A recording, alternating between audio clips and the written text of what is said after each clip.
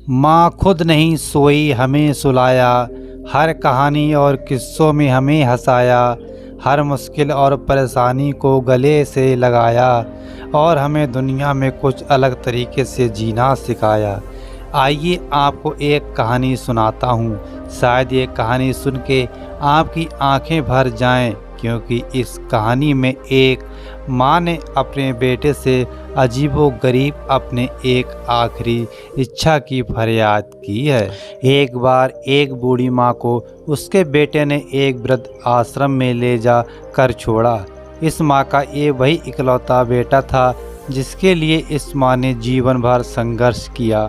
इस बेटे के लिए वो सब कुछ किया जो एक माँ को करना चाहिए या माँ कर सकती है, और आज भी अपने बेटे को किसी भी तरह की परेशानी ना हो इसलिए आश्रम में रहने के लिए भी तैयार हो गई।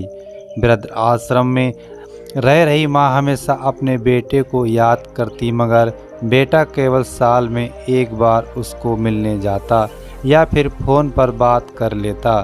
कई साल बीत गए। वृद्ध आश्रम से बेटे को एक दिन फ़ोन आया। उन्होंने कहा, बेटा जल्दी से आश्रम आ के अपनी माँ से मिल लो, वो बहुत सीरियस हैं। बेटा जब अपनी बीमार माँ के पास पहुँचा तब वह अपनी आखिरी सांसें गिन रही थी। बेटे ने अपनी माँ से उसकी आखिरी इच्छा पूछते हुए कहा, माँ मैं तुम्हारे लिए क्या कर सकता हूँ, बताओ। माँ ने कहा, बेटा इस आश्रम में गर्मी और मच्छर बहुत ज़्यादा हैं, यहाँ पर कुछ पंखे लगवा देना। फ्रिज ना होने की वजह से यहाँ पर हम बूढ़ों को कई बार भूखे पेट ही सोना पड़ता है, क्योंकि किसी के दिया हुआ खाना खराब होने से नहीं बचा पाते। तो इस आश्रम के लिए एक दो फ्रिज भी खरीद कर दे देना।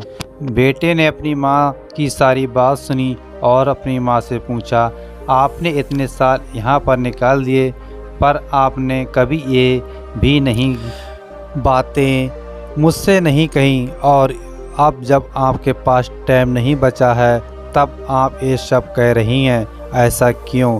माँ ने बेटे को जवाब देते हुए कहा, बेटा मैंने गर्मी, भूख और पीड़ा सहन कर ली, लेकिन मुझे पता है जब तेरे बच्चे तुझे यहाँ पर छोड़ कर जाएंगे तब तू ये सब सहन नहीं कर पाएगा। इसलिए तेरी सुविधा के लिए मैं तुझे ये सब लगाने के लिए कह रही हूँ।